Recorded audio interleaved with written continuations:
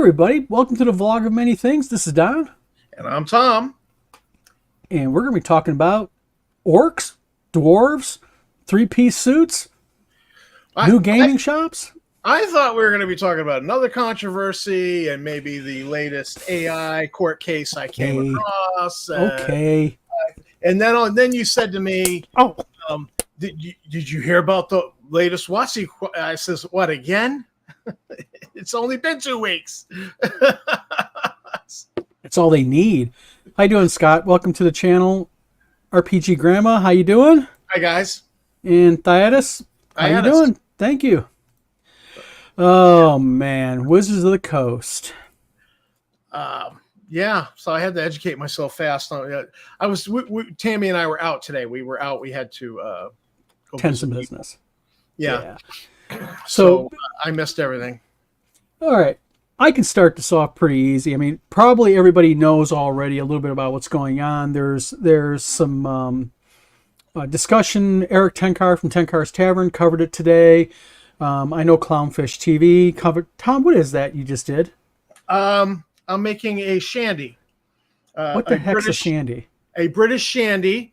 Oh, British shandy. Gotcha. I discovered this in England. It's half beer, half lemonade.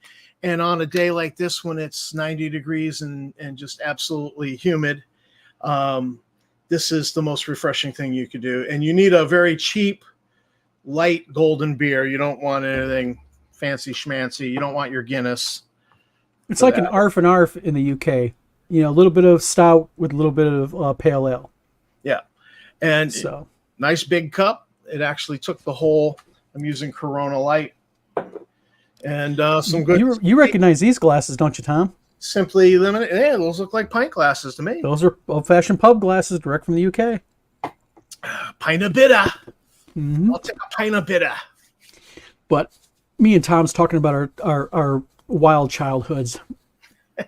I'm a northeast 18 Leeds in boy. England. That was the drinking age, so I got to drink. Yep. And then I came back to the States and was like, yeah. But at any rate, let's see here. Scott Mulder says 90, 111 here in Arizona. We hit 98 today in Michigan. So I don't know what we hit. We were like I said, we were busy with some business. Yeah. We had to go help some people, and it's just oppressive here in Maine. Yeah. Yeah, it's the humidity that gets us down here, up here. But okay, for those of you who've watched Clownfish TV or Eric Tenkar, Tenkar's Tavern, or what you've heard about. Oh, hold on a second. Waybush says, I can't stay, but I just wanted to say new art is artistically fantastic. Great people love it. Because they are now the same as humans with tusks. Got to have more variety, in my opinion. Oh, yeah, we're going to talk about that. I'm getting ready to pull up some imagery on that. Oh, the art's not bad. Yeah. Let's first pull this up. We might just jump right into this. Sure. All right. This. Now, the art's not bad. I admit it's not bad. But this is supposedly Wizards of the Coast. It's not Larry Elmore. No, this is their new orcs. And to be blunt, and I'm going to say something that might be a little bit wildly unpopular, it's almost like they're mocking Hispanics in this. To me, because they're making it very Southwest Hispanic-like, that type of hat. Yeah, it's Juan Valdez. Yeah, wearing the chaps, I think they call them, or chaps. Yeah, and it's even in medieval fantasy. Yeah, yeah, and to me, and I know that people they frown upon the whole things with orcs and everything. But real quick, let's get a couple comments. RPG Grandma says, I read lots of rants that based on D&D art and 5e, everyone was playing in the wrong age, and the right age was the Renaissance. And so now looking at the orc art, I guess we're up to Oregon Trails time. Yeah, exactly. And then Sue Fuller. Sue, thank you for tuning in. I think you're new on our channel. They look like World of Warcraft orcs. Well, the thing is, that's just it. I mean, it's, they got the tusks, the slight tusks and everything, sure. But it's just the spheric genre look of it to me that really just I don't know why they're doing. I mean, I know why they're doing this. They're trying to make everybody happy, but they're deliberately trying to I didn't know how they even worried about why you want to call it a trope. I mean, they're trying to mainstream orcs as a regular player character class, is what they're doing. Well, half orcs were all the way back in AD&D. I mean, I don't know Yeah. what the issue is here. I suspect that this whole orcs were racist because they were standing for black people, which is no, they weren't. Mm-hmm. They never were. That was a manufactured controversy so that they could do something like this. Yep. And I kind of agree with Eric Tenkar when he says, I think that this is just, they're hoping to get a reaction from OSR people, fanboys, whatever, middle-aged white guys, maybe. I don't know. And they're hoping for a reaction where people lose their heads and are, ah! And, I just look at this and I'm like, I thought cultural appropriation was bad. Well, see, this is a good point, RPG. Cultural appropriation for me. What are you guys doing? You guys are stupid. Well, this is exactly what they're doing. RPG Graham makes a good point. She says, after all the racism rants about orcs, we get this. It's weird. And that's the whole point. Earlier orcs are a stand-in for black people, which was total BS. Now what they're doing is they're making it look like orcs are a stand-in for Hispanics. I mean, what are kobolds a stand-in for? Little people? What's that? What are kobolds a stand-in for? Little people? But that's the whole point. But what they're doing is the whole reason why they yanked this whole orc thing from D&D was because the accusations of racism, And then what they do is they put this out, and it's like, this makes no sense because this is a hunting party, and there's like one bow, and you go on a hunting party with a double-headed halberd. But was it a hunting party? That's my whole point. I mean, it doesn't even make freaking sense. And, Doodle Squatch, thanks for tuning in real quick. Yeah. I don't know. Well, I'm going to tell you what. American Southwest or Mexico. And I mean, the hats, there's a couple of hats in here that scream, an ethnicity. So it's like, they're making orcs Mexicans. Yeah. And then there's going to be some problems with that because somebody's going to go, oh yeah, the orcs are raiding across the border. So would that make them illegal immigrants? I mean, it's going to play into modern politics. I'm like scratching my head going, I don't get this. It's kind of stupid. Well, RPG Grandma says, I love Gonzo games, and this strikes me as art appropriate for Gonzo. Yeah, it's Gonzo-like, but, it's purposely designed for mainstream, new 6E, 5E.2, whatever you want to call it, their new version of D&D, their new edition. And Scott Mulder says, not sure what to think of this. I do like fantasy themes that are a little more anachronistic, where it could fit anything, but this does not feel clever. Why would orcs be in the high desert? See, that's exactly it. And then RPG Grandma goes on and says, OG says it looks like the art and the mission near him representing Spanish contribution to California. Exactly. It does not fit. I mean, sure, it fits a Southwest style area in any world. Can be cacti, rock protrusion, but I mean, this looks Hispanic to me. Honestly, if this was part of a new setting, like a Dark Sun, and they were making, and they were doing some, making it a little bit like, little Hispanic, whatever, cool. But D&D at its core has a default that it's a, medieval, maybe slightly Renaissance fantasy RPG. You leave the default alone and you do a new setting like Dark Sun was, or like Albion in. There's a game company in Scotland that does Napoleonics, a Flintlock, and their setting. They've kind of reversed the map of Europe and played with it a little bit.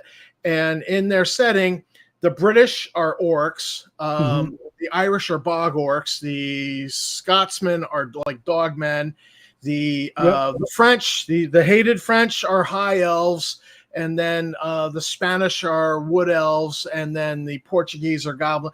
And the Germany had dwarves, so you could have beer variants, which I thought was kind of cute.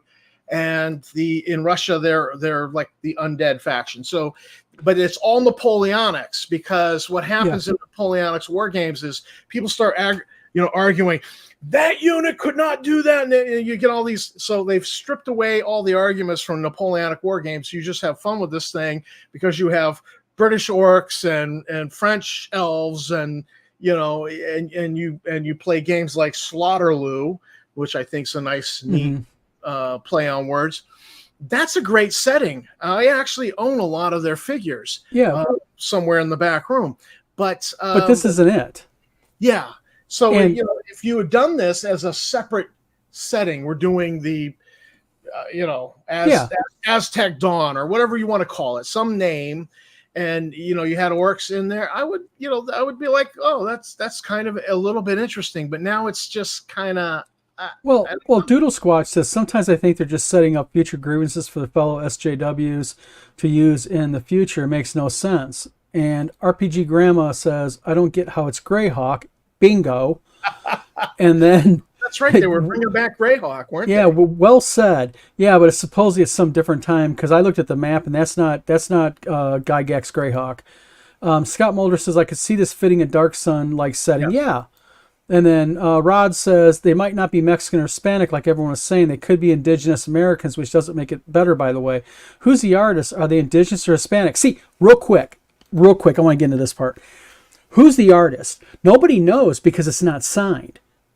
And I went to WotC's website and I dug around because I wanted to find out who the artist was on this stuff, and you can't find it. Well, I'm betting that they're probably white, middle-aged guy who looks like us. Well, I'm willing to bet that it's probably a lot AI, but just my humble opinion. RPG Grandma says, yep, a Wild West D&D setting would be cool. She goes on to say, yep, it's a head scratcher at Doodle Squatch. And she says again, steampunk, Wild West, D&D, RPG Grandma, don't worry. We're going to get into steampunk here in a few minutes. They should resurrect Boot Hill. Yeah. With these orcs. I mean, be a little bit more interesting. Oh, okay, that would be interesting. Yeah, and Mexicans are indigenous Americans for the record. Diana says, yes, exactly. But the point being is they're definitely carrying that theme with this. Just not U.S. Yes. And then RPG Grandma says, I don't care who the artist is. It's stupid to scream racism over art. It's really stupid to scream racism over art. But I bring the point up, RPG Grandma, because what they did early on with the whole orc race in AD&D and other Dungeons and Dragons races, it's almost like instead of just saying we're going to discontinue or we're going to redo this race to make it, in our opinion, more interesting, put it like that. Instead, they have to attach something negative to it because they're looking for an excuse when, in fact, they own the IP and they don't need a damn excuse. They can do it. And it's not only orcs, but we're going to show here in a moment, dwarves. And, put our pictures to the side, not on the bottom. All right, let me do that. So, there you go. So now you can see the whole thing. Yeah. So the thing is this is the new dwarfs. Scone making. They're mining. Doing stuff, but it's just, again, maybe it's just my old D&D thinking, but I'm going to probably catch a lot of shit for this, but to me, dwarven females have beards. And it's not anything against women. It's just that's the trope behind fantasy dwarves in my mind. And I know it's very Tolkienish, by the way. Yeah. Well, this is the like Strixhaven where you worked in you were a barista working in a coffee shop at college, worried about your exams and who you were dating and going to prom. And so clearly this guy with the baked goods and the oven mitts and his sandals, he fits right in Seattle, Washington. And the thing is RPG Grandma, I'm going to get to one of her points. So she made a good point here in a little bit. But she says, I agree, they've been beating the community up unjustly. And then Scott Mulder says at the game table, I'd have trouble fighting these orcs. Not very adversarial. Are they allies now? And then RPG Grandma says, I think it looks AI. Doodle Squad says, might be an it's okay when we do it situation. Could be. And then this is what she says. She says, dwarves are hobbits. And she makes a really good point here because they are almost hobbit-like. And then the final comment was, Thydus says this Canadian term for the smithy is soft. That's all I'm going to say. And but you're right. They're almost Hobbit-like. Well, I think I think what you have is just a dumbing down so that everything looks like everything else and there's no distinctives. Yeah. And it's just, orcs are humans just with prominent, underbite, and, dwarves are going to be more hobbitish, and, I mean, I just don't get. I don't get what the McDonald's drive-through on that image is for. Well, it could be it's the barista, right? You're going through the true. drive-through window. It's Star Sucks to get your baked goods. Hey! My daughter's a manager at Starbucks, and I get free coffee every week. So you just start. Shh, okay? We don't tell nobody about that. My freezer's full of ground coffee. Good stuff. But real quick, RPG Grandma goes on and says, Dwarven females need sexy beards, so non-bearded females living in Dwarven cities wear beards to be fashionable. Exactly. And then RPG Grandma also says, how is the beard salesman supposed to make a living now? Exactly. But okay, you look at this image. You got a dwarf, like you said, wearing sandals, which is not too much of a big deal, but, got the oven mitts on, the gloves. But I don't even know how this image coalesces together. So he's delivering scones. Yeah, it's just, I don't know. I think this is an intentional. Well, let's make the white guy a baker, and we've got every other flavor of skin color here for dwarves. So apparently, dwarves are humans now because they've got Asian and black and Hispanic and white. And I'm like, because nobody ever played a dwarf who wasn't white before, right? So, Hispanics could never play a dwarf because dwarves didn't look like them. I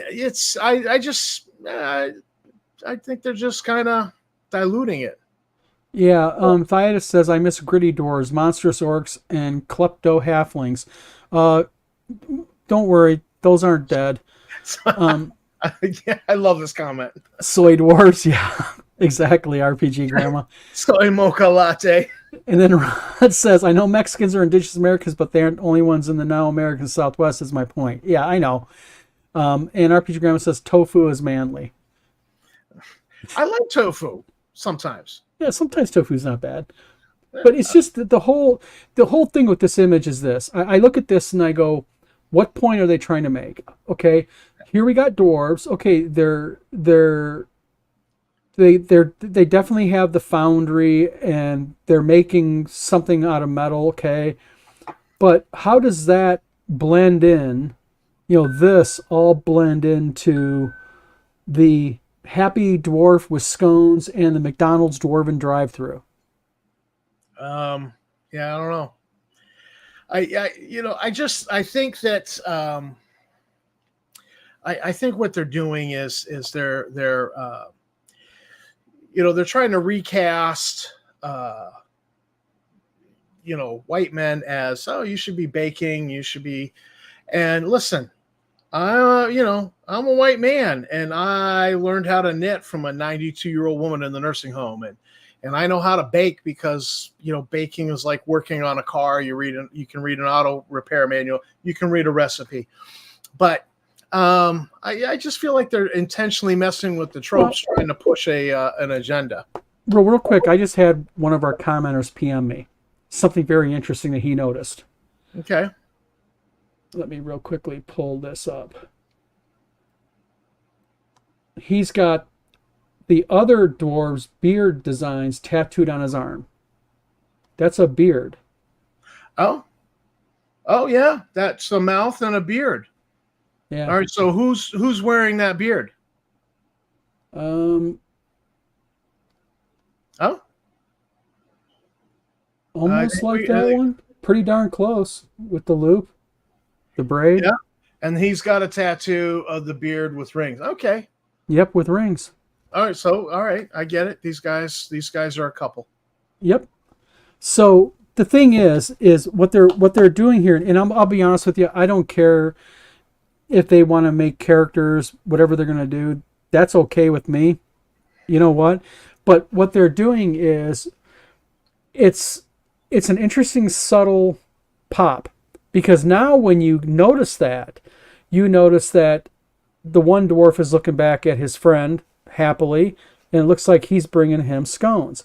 And I'm not trying to sound like I am anti-gay or anything like that, because I'm not. I mean, I'm my company works with the gay and trans community. But what they're doing here is if you're going to put it in there, make it part of the storyline of the image itself and be proud of what you're doing. Don't, be subtle, fine. But I would like to know what because this is evidently going to be in the new player's handbook. Yes, this is the new player's handbook. So what I want to know is, are they going to have, as part of the player's handbook, are they going to make storyline as part of the character tropes? Well, they're flipping character creation on its head. And so I don't know if you've noticed in the past couple of years, people on YouTube, I don't think I've actually said anything on this lines, but there's some people that are like they hate the 5-page backstory that people write. And now you've got to adjust your game to account for my 5-page backstory. Well, D&D Wizards is now going to embrace that 5-page backstory that you must write, and you actually start with the backstory, and then your character gets pluses and minuses based on how tragic your backstory is. Mm-hmm. Well, RPG Grandma says, I like tofu, but again, not following the rule of cool. Everyone just buy Runehammer games. He won't nerf dwarves ever. And then Scott Mulder says, it's a little too cheery. Not to say that dwarves aren't happy, but they always seem proud. This is out of place. See, that's what it is with me. And to me, dwarves are always sullen and a little grumpy, a little bit, grouchy. And RPG Grandma says, man bun on the one dwarf. These are Disney dwarves. Scott Mulder says, I can't unsee that now. Thanks. RPG Grandma says, is scone dwarf in Birkenstocks? I don't know. This is the new D&D version, RPG Grandma. Anything is possible. He's wearing some Seattle sandals. We'll call him that. RPG Grandma says he has a little kitten too, or a kitten too.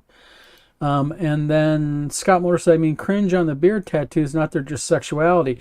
Well, the thing with me is this, is if you're going to have it on the image, then you need to make sure that there's some type of follow-up backstory to it, or something that brings it there, to make it common sense, or instead of leaving it like an innuendo. What do you do if you're you get the tattoo of your dwarven lover's beard on your arm, and then he changes his beard style, and the tattoo no longer ages well. I guess it doesn't age well. What do you do then? Yes, yes, RPG Grandma. More backstory. Hell is on its way. Jason Elliott. Jason, thanks for tuning into our video. Gotta be honest, it sounds like old men yells. A lot of this sounds like old men yells at a cloud. No, not at all. The thing is, the only way that I think. Well, let me back up. I'll say it like this. With new versions of D&D, things like this, you should talk about it. Instead, you don't have to blindly accept everything. The thing is I'm not knocking the fact, and I'll say it again, I'm not knocking the fact that, the two dwarves may be in a relationship. What I'm saying is, personally, as a gamer and as a game developer, I have a problem with the way that they're portraying some of the new characters or races in D&D, because what they're doing is they're doing the same thing. And I'll go back to the previous image, Jason. They're doing the same thing with orcs now, that they supposedly stopped using the old design of orcs because it was a racial trope. And now they're using a new racial trope for the orcs. And it's just a double standard that doesn't fly with me. It doesn't fly with me as a vlogger. It doesn't fly with me as a gamer, nor a game designer. Their name to Racial Tropes of the Coast. Well, the thing is again, with the orcs, I'll go right back to my original point. They changed orcs in the very beginning, or one of the reasons why they changed orcs, let me back up, is because they said it was a racial-based trope. Okay, fine. But then with their new version of Orcs, what are they doing? They're using a racially based trope. And real quick, Thyatus says, I think the art itself is an explicit signal that the target audience has changed, which is fine. It's just another reason to look elsewhere for most of us. The market will decide winners and losers. Yeah. Can I? I want to speak to that. Yeah, go ahead. Shortly, I don't know when, but shortly after the OGL scandal happened, I kind of reached the point of like, whatever. WotC can, particularly when they took D&D and they put it in the Creative Commons. All right, fine. They gave it to us. It's our game. WotC, go do what you want. I don't care. I really don't care. I only report on this stuff because it's news for the hobby. I'm done giving them my money. I don't care. I think this is dumb, but whatever. If you've got a target audience that's going to support you, have at it. Well, it's like what I've always said about D&D, and I'll defend Wizards of the Coast in this one way, and that is, it's their IP. They go ahead and they steer the destiny of their game, and it will either result in sales, it'll result in, low sales, high sales, whatever, time will tell. But at the end of the day, there's enough D&D out there, version-wise, product-wise, that, you know what? If you don't like it, don't play that version. And even if you play that version, if you don't want your orcs to look that way or your dwarves to be this way, you don't have to do that. You can make them look and play any way that you want. This feels like they're appealing to Critical Role and the latest outrage, social outrage. Well, and I just think they're pandering. And Jason Elliott makes a good point here. He says people play differently now people play differently now than they did in 1980. You can't appeal to one generation with another generation stuff.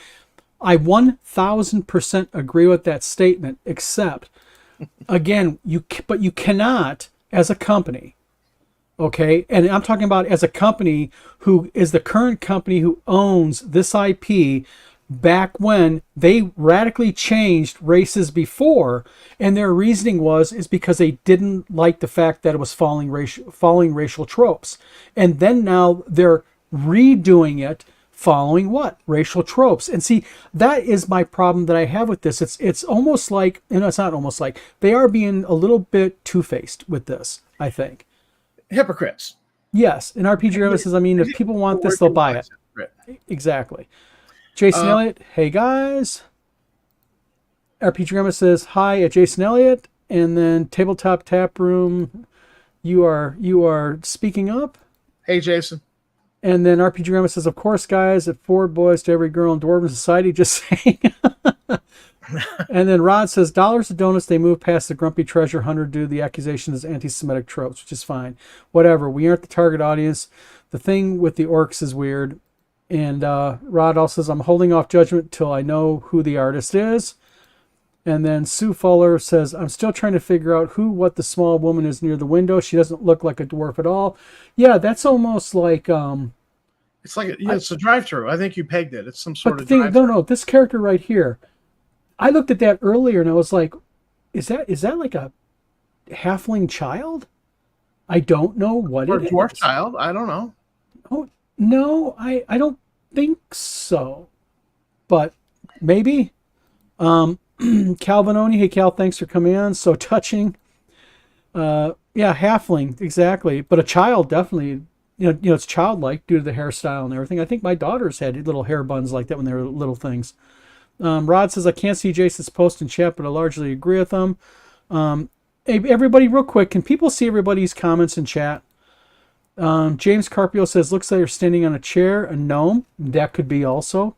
Yeah. And real quick, James, welcome to the channel. I don't think you've ever been here before. At least I don't recall your name in here. Thanks for tuning in. RPG Grandma says, maybe. Thais says, I agree with Jason as well, except I'm a millennial too, and I don't see the appeal. So, okay, moving on from dwarfs, we'll move on to 3-piece suits and handguns. This was also shown. And, Jason Bourne. well, again, I don't know if this is a hint that maybe they're going to offer an RPG game or a setting in a newer Well, world, maybe? I think they should. I don't see how you mix this in with medieval fantasy, but I mean, again, it's their game, their company. Let me see here. I mean, are the dungeons wheelchair accessible? Well, we talked about that before, I I think, in know. another one. But the thing is, it's not even that gets me. It's the fact that they're holding what looks like, I can't see the other side, so I don't know if it's a flintlock pistol. It appears to be a flintlock pistol, but this guy right here, he's wearing a Three-piece. 1930s, Yeah. 1920s ish, Yeah. outfit with almost like a watch fob. This person's dressed more like in 16th century I mean, type. could this be AI arts doing this? I don't know. See, that's the thing. They're not telling who the artists are on these games. Because I mean, this is the kind of thing Let's see that what's going AI on here. would mix and match and not get right. Let's see here. 1 minute, real quick. Let me catch up. We got a lot of comments we got to catch up on. Hold on a minute. Jason Elliott says James is one of my partners in Solarian. Very Yeah. Yeah. cool. Calvinoni says you have two chats going on two channels. Yeah, but I have them selected where all comments should be showing in chat. James And Carpio rocks a black kilt at a convention. oh, okay, I've seen cool. it with my own eyes. And then Rabe says I can never see Jason's or Grammar's and Tunker's comments in chat. Weird. Let me do this here. I am going to. Well, I'm gonna select only one. I think I'll select on the vlog, but make sure you have live chat on not top chat. Yeah, real quick. Jason, they're on the other channel, and then maybe they had a time apocalypse event. Let's see here. Still voting AI art. This definitely feels like steampunk rather than fantasy. Yeah, it's got a real weird vibe to it across the board. The girl on the far left is definitely some type of magic user, sorcerer, something like that, which is pretty cool. But the outfit is not medieval. It's Yeah, almost got like a 1930s, 40s vibe to it too. it's Um, steampunk. yeah, 40. Thida says wheelchairs don't really show up until the 16th century, 18th century for Europe. It's immersion breaking unless the setting is very much in the late early industrial age. See, this Well, is the whole yeah, thing screams a new setting to me, or a mini setting, or a couple chapters in the manual going if you want to do an alternate reality. I don't know. Steampunk, yep, steampunk, and then we got steampunk is cool. Yes, it is. And then James says the art is not horrible. I'm not a fan of mixing fantasy with steampunk, but I like the artist. Oh, the art's pretty cool, but it's got a lot of weird questions to me with it. yeah, Yeah, they're not all showing because some people are probably in Tom's, some people are in mine, some people are on the vlog of many things. I think I have to select one of them. And then, yeah, 1930s styling, exactly, Cal. And Scott Mulder says, do you think they're trying to repurpose this into a modern version of Avalon Hill's Lords of Creation game? Do not know. Mm. It could be. Jason Elliott says, dragons don't show up in any century for Europe, so I'm perfectly fine with the wheelchair showing up in any century. The wheelchairs don't bug me in the setting. To me, it's all depends on the DM and players, like we were talking about before. But what really throws me off in this, again, I'm going to say it, is the gun and the man and the woman on each side of the wheelchair. They just are so out of. I mean, they're so. It just doesn't scream anyway. Fantasy medieval. So something's going on with WotC. Interesting to see how this pans out. Yeah, but the thing, RPG Grandma, is great. What they're doing is the new Greyhawk map is earlier in the Greyhawk history, from what I understand. So it's not a futuristic Greyhawk. It's earlier. Oops. Calvin says, no, Scott, they're masters of inconsistencies. Lords of Creation could be RPG Grandma, absolutely. And then James says, why are all these saved heads in newer D&D art? Is the faux hawk historically accurate?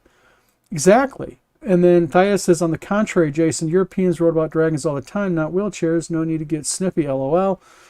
The thing is there's a lot of, I think the imagery brings a lot more questions than it does answers.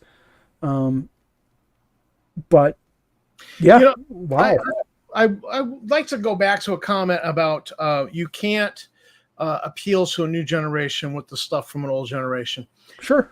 I just ran a Star Frontiers game. Now, admittedly, I did a little fudge adapting the rules to 5e rules. So all the skill rolls were basically a 5e roll on the D20. And I ran basically a 5-hour Star Frontiers game where they strapped on starfighters and they went out and fought pirates. And then because the pirates had actually gotten on the freighter, they then had to take a boarding shuttle and go board the freighter and deal with the pirates on the freighter and rescue the passengers and crew. And so they had a blast. It was classic Star Frontiers. It was, it was just straight up shoot 'em up, bang 'em up action.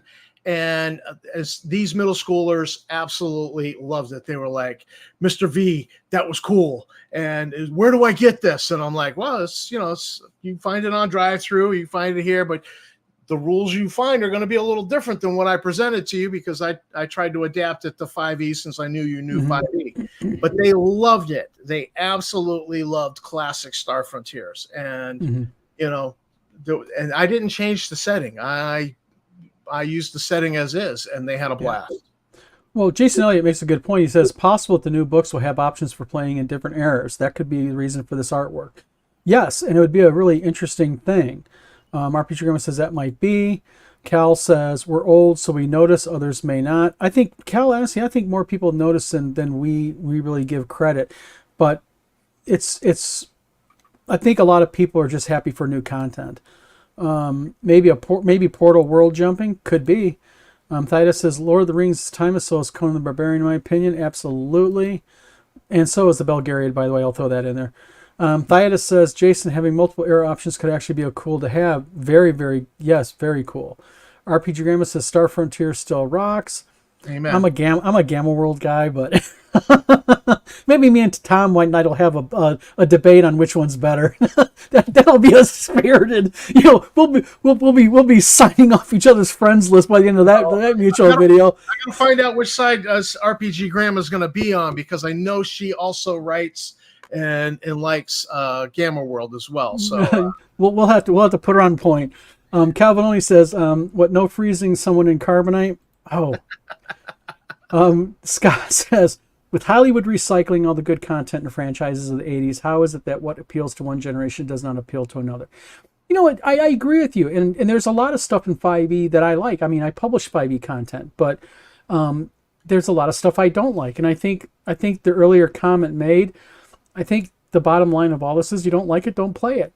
Play what you want. There's enough content with D&D and out there that everybody can have anything they want right now. James Carpio says, Jason Elliott, it's a really cool idea, but then again, it's WotC pigeonholing different settings into one game instead of encouraging other games from a different experience. Agreed. Jason Elliott says, I only play Star Frontiers. Yeah. I got my copy right up here, buddy. I try to play it drunk off my ass because that's the only way I can understand it. But JP got Rockets, thanks for tuning into our video, says wheelchair is a fetishistic affectation for able-bodied people to feel morally superior for their inclusivity. I've known wheelchair-bound players. They don't play wheelchair-bound characters. We actually did a video on this a couple weeks ago. JP also says it's disability blackface. I don't know if it's disability blackface necessarily. I mean, I don't really have a problem as a player or as a publisher given the option for everybody to feel inclusive in the game, to feel like they're part of a game.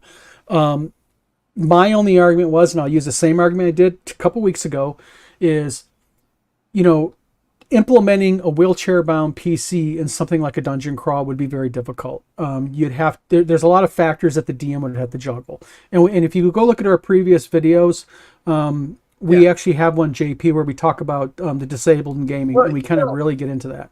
Zombie Side had a great pre-gen character that was in a wheelchair. It was a grouchy old man of the, get off my lawn variety. And you'd say, all right, so how is a grouchy old man in a wheelchair going to survive a zombie apocalypse? Well, he had 2 Uzis. And I'm like, okay, I kind of get this character a little bit, because it's also, the genre is a modern world where there are curb cuts and wheelchair accessible ramps and so on and so forth. So I thought, all right, the character art on that character was pretty cool, and I thought he was cool. RPG Grandma says Gamma World is cool. Calvinoni says Gamma World. RPG Grandma says I just convert to whatever game I'm playing. Exactly. She also says Metamorphosis Alpha, Radioactive Unicorns. Exactly. Yeah. RPG Grandma says I want representation of substance Braille dice not costing $200. And ASL for gamers, Braille dice. We make them. We make them. We're going to be selling them, and they are nowhere near that.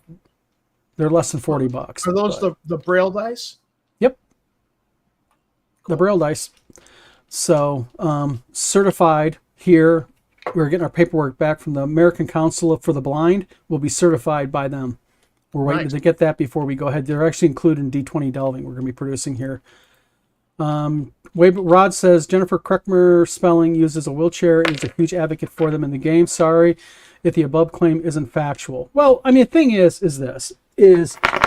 gaming is different things to different people. And, if a person came to me as a DM, if I have a campaign going and they want to have a character in a wheelchair, do it. Let's do it. But there's going to be parts of the game where they're going to have to explain to me how they can navigate something or move or anything like that. And I am happy to go ahead and say, you know what? If you can make it work, let's do it. But that's the point, making it work. RPG Grandma says ways to help communicate. Yep. Cal says rolling through the carnage. Hey, it happens. That actually sounds like a good name for a zombie apocalypse module. RPG Grandma says awesome Braille dice. Yes, thank you.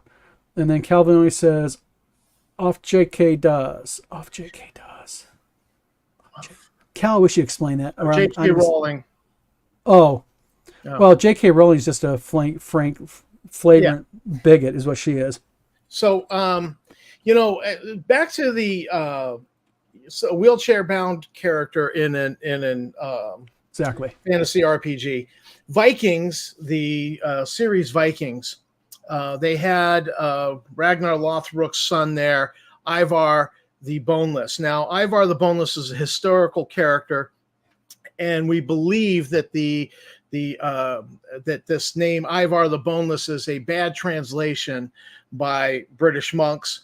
And so, people have interpreted that as, oh, he couldn't walk. And so they actually did the character in the series as that he had legs he couldn't use. And so he was crawling around in the beginning of the series. And then at one point, it was either Floki, the boat builder, or one of the brothers built him a chariot. And so then they had him riding the chariot going into battle.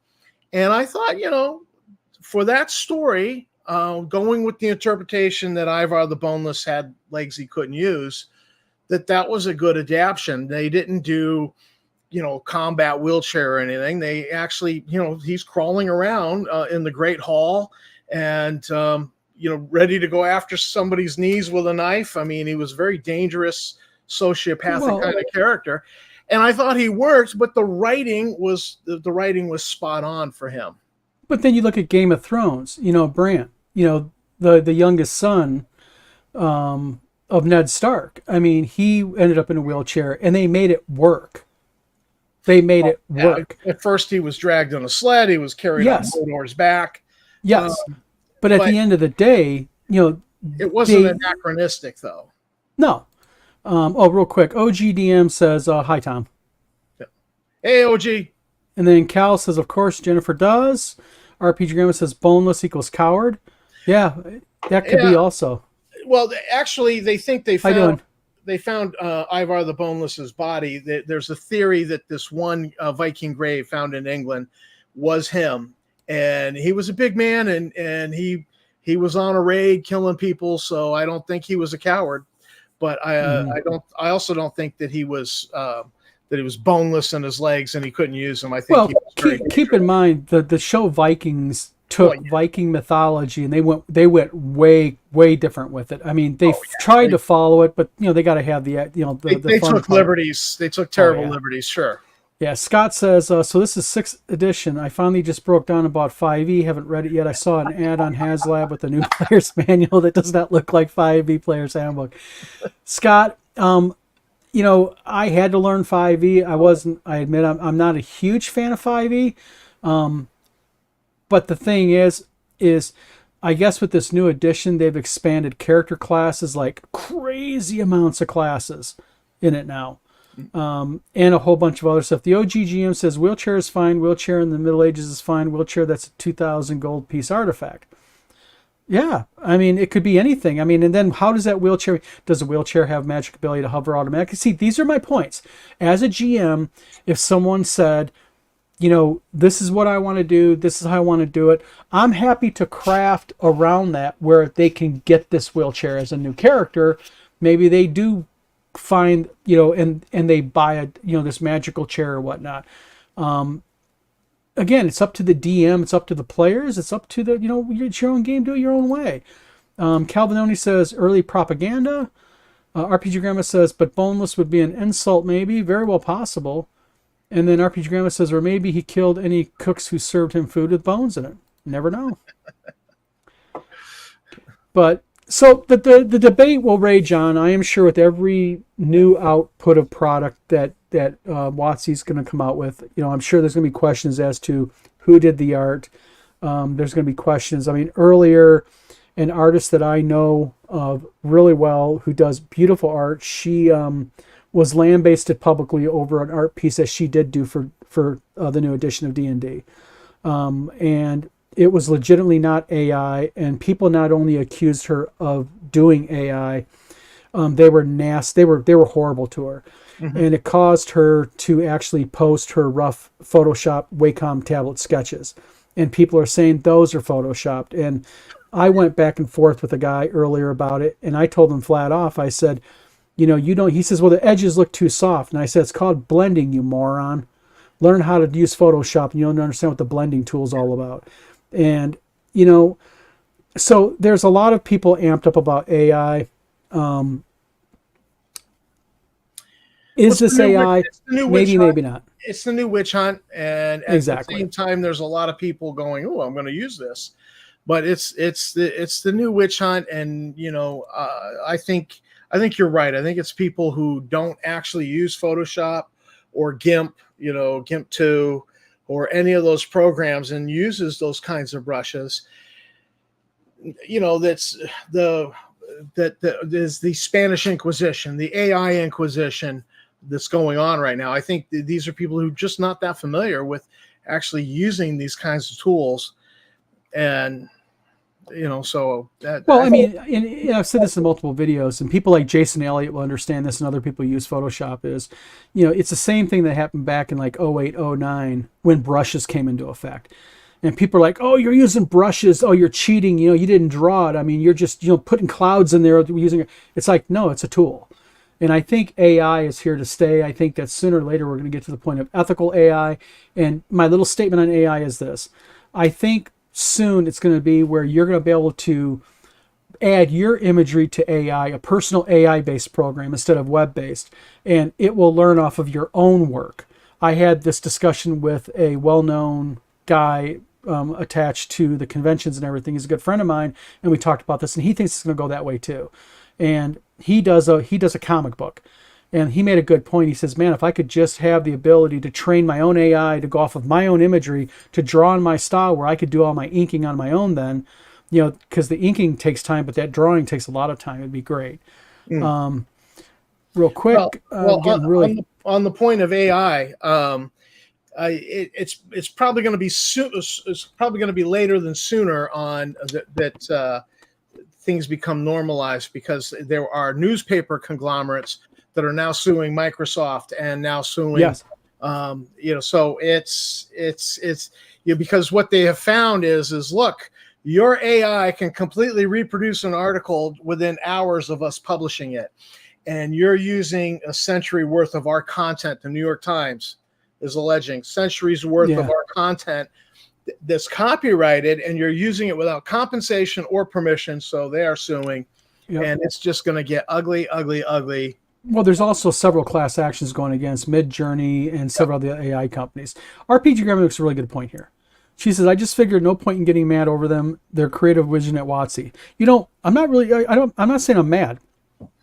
What I'm saying is I get your point fully, and I agree with you. It's their IP, their vision. But, be careful when you stand on, your moral rock and you say, I am changing, and I'll use the Orcs again. I am changing this race because this race is, a trope, and we don't do that here. And then you do it. Did you freeze, Don? This race is racist. Something happened. Hold on. Maybe I'm out. Are you there? You're on video now. I'm here. Okay. RPG Grandma says, I'm not going to get mad at artists. That's silly. Neither am I.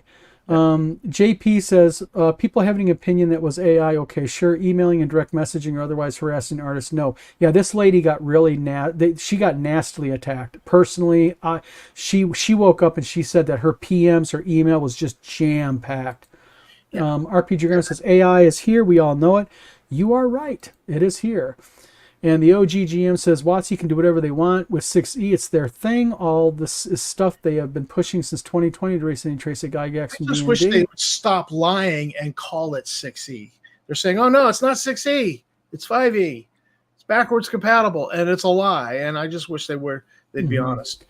RPG Graham says, yeah, that's not cool. JP got rockets. JP says, lots of people are of the mind that we can never be ethical use of AI.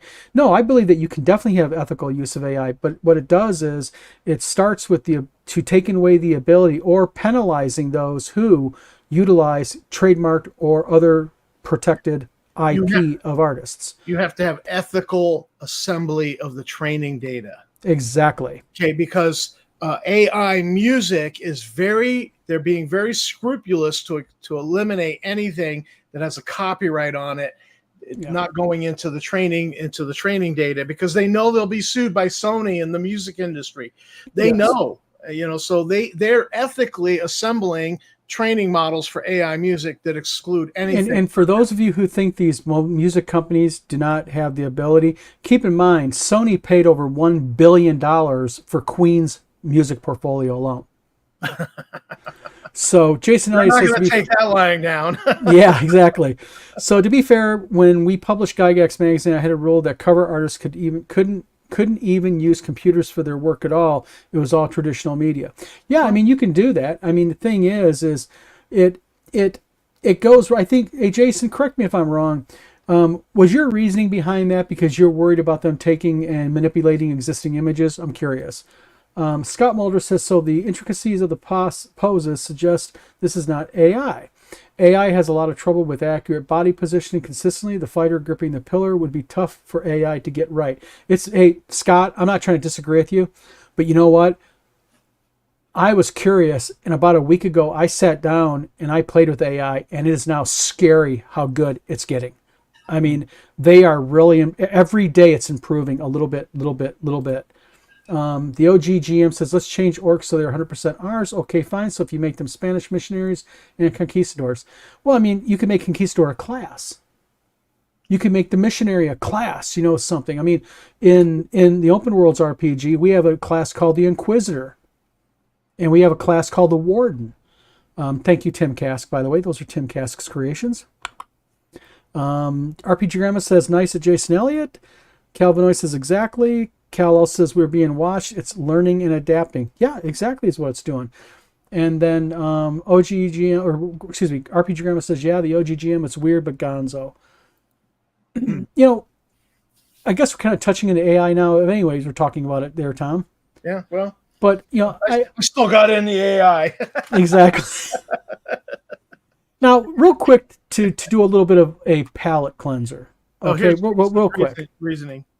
Yep, hold on a minute. My reason for traditional media was only purely aesthetic. It's too easy to take shortcuts with digital art, and we wanted to look what typically only comes from physical media. Thanks for clarifying that, Jason. I don't. That's actually a really good way of thinking. JP says, AI will never win. You have to pry my paintbrush from my cold, dead hands. You got to take my Wacom tablet from my cold, dead hands. And my pencil, because I love doing pencil art. There's something really visceral about drawing in charcoal and then smudging charcoal with your finger, touching the media. You cannot get that. I have played with GIMP, not Photoshop, but GIMP. And you don't get that from GIMP. But there's really something that stirs in the artist's soul when you're playing with the actual media and touching it. And I don't know. It's just I only get it when I draw in graphite and charcoal. Well, I mean, I can real quick. This is what I like doing, and this is my.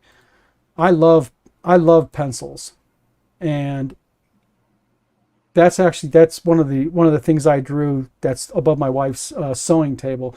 And you can do things, and this is what you can do with pencil, why I like it. Then you can go ahead and you can like isolate the image. You could use it differently. And that's, again, what I really like about pencils. And, just, I love pencil drawings. I mean, I always have. And, what I think the problem here with artwork is who's really pushing this is people in publishing who are utilizing it in published works because they don't want to pay real artists. And that's pretty much where it all boils down to be. Real quick, RPG Grandma says, yep, old school art is meditation. And James Carpio says, off to class. Thanks for the conversation. James, thank you for tuning into our video tonight. Hey, James, take it easy. See you at ShireCon. And RPG Grandma says, nice piece, thank you. JP says, AI is such an emergent technology. It's an adapt or die situation. It's a productivity issue. Do you want to wait for 6 weeks for a painting, or you get it an AI user and have this afternoon? Yes, but see, this is your problem. Mm-hmm. You go ahead and you go put AI-based imagery in your publicly published works. Do it. And then what happens if these class action lawsuits start, the plaintiffs start winning big dollar amounts and judgments? Then what's going to happen is 1-800-CALL-LAWYER is going to be combing places like RPG, drive-through RPG and stuff like that. And they're going to find people who utilize AI, and then those people are going to end up getting sued. Drive-through RPG is going to end up getting sued, and it's just going to be a big freaking mess. And what's going to happen then is you're going to get these people coming up with, well, I didn't know that it was using stolen imagery, and they're going to say, the hell you didn't, because it's all over social media. It's been one of the biggest debates of modern times, of modern modern computer electric or artwork in such times. And they're going to scrape your social media looking for statements that they could use to go, yeah, exactly, you weren't innocent. Yep. And the thing is ignorance of the law is not an excuse for breaking the law, and that includes civil. Well, having art stolen, the speed limit wasn't 90 miles an hour. Yeah. Well, having art stolen, I can understand what the artists are upset about. Exactly. And it goes right back. I believe RPG Grandma, you talked about a musket or something that was taken one time from your family. I remember talking a couple years ago about it on a podcast. But the problem, I think, that is the big issue here with me is going to be with AI is the whole, when are they going to step up and do it right? Real quick, because I want to actually get into something else I want to mention. I want to talk about that game shop real quick. But Jason says it's a classic trope in sci-fi for the humans to encounter some alien race or robots and have to explain how our humanity creativity is what makes us special. AI art is antithetical to that. Amen. Agreed 100%. And then RPG Grandma says that was pre-computer, digital, everything. Exactly. Now, real quick, I want to real quickly talk about something a little bit different. That Tom and his wife go over to Tabletop Tap Room, and they have a new kind of like ongoing video blog together called TNT. What's it called? TNT. TNT. Yep. Tom and Tammy. And you guys visited a new game shop. Real quick.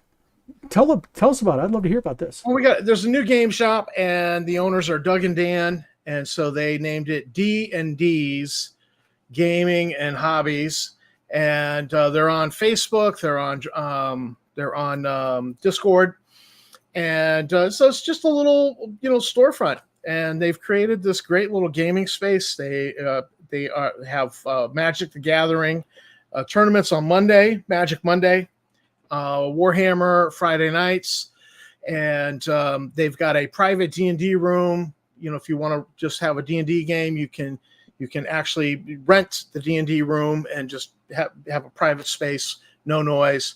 They've got a paint booth for spray painting. They've got 3D printers. They just sell a bunch of stuff. And, so it's a great place. And the guy actually, said to me in a message today, he said, I hope you guys come back. I says, well, yeah, I says, I'm planning to come back and play test the space battle for a module that I'm writing, and that I plan on running this in a game and a convention. And he's like, oh, well, do you need players for that, or do you just need space? And I was like, well, I says, players who don't know the game, who might actually break it, would be good for the play test. He was like ready to set it up today. And I was like, oh, well, I got to tweak it some, because the middle schoolers showed me some breakage, and I'm still tweaking from what I learned from running it for the middle schoolers. So, yeah, he was right away like, oh, yeah, give me some information. I'll post it, and we'll recruit some players for you to play in it. So he's going to like serve me up a play test on a platter. Nice. At his shop, and I'm like, it's really cool. Plus, yeah. I love that I don't have to drive all the way to Portland to get. Well, the thing that excites me, and I don't even live in your area. I mean, we live several states away from each other. I'm in Michigan. Is I always love it when a new game shop opens up, because there's just so far and few between. I'm actually going to be driving up to Connecticut. For anyone's up in Connecticut, me and my wife will be going up into Connecticut in July, because I got to deliver a full-size hand soul and carbonite, and I'm taking that up to the Battlegrounds, which is a game shop that's up in Connecticut. And we're delivering Han personally to the guy that commissioned it from me. So I'm going to be swinging through Connecticut. Tom, we're going to have to meet, and also we're going to swing through New York and hook up with Eric and Rach also. So we'll have to maybe come out one night and finally meet face-to-face and do some dinner or something. You know what I mean? All right.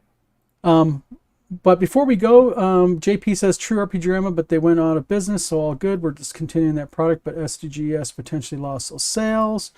And then, yeah, I can see that. But, well, ladies and gentlemen, it's an hour, and we do like to keep it at about an hour. Yeah, Tom, I'm serious. I'm glad there's a new game shop. That is just really cool.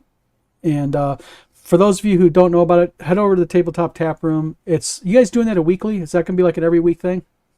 Well, yeah, we're just trying it out, and because Tammy wanted to be a little bit more part of the show, and so we're as we come up with content, we will continue to do that. Yep. Well, everybody, again, I appreciate this a lot. I know that without you guys, we're nothing. You guys have taken these conversations in 500 different back and forth directions, and that's what we really want. Yep. So. What we're going to be doing is we're going to be start trying to get word about our shows out earlier every week. We're going to try to do that, where we try to get a little bit more advanced warning than last minute. But it's been a crazy few days. I mean, Tom and Tammy've had a lot on their plate. We've been kind of going back and forth here at Emerald. So everybody, again, thank you for tuning into our video tonight. I am Don. And I'm Tom. And this is the Vlog of Many Things signing off. Everybody, have a good night.